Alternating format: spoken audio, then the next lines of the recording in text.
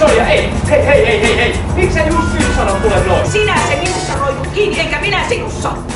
Ja Heikki Roosa, etkö arvaa. Sulla on tämän kännykän ansiosta. Arvaa mitä?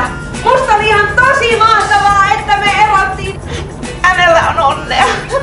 Sä olet niin komea. Koska sä olet niin vätys, että sä tuskin olisit päässyt liikkeelle! Sellaisia te olette sinä ja se toisessikaan.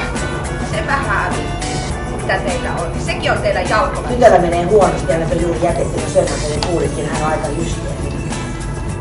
Mä en halua kuulla susta enää ikinä! Siinä kaikki! Hyvästi! Sano sille hyvästi!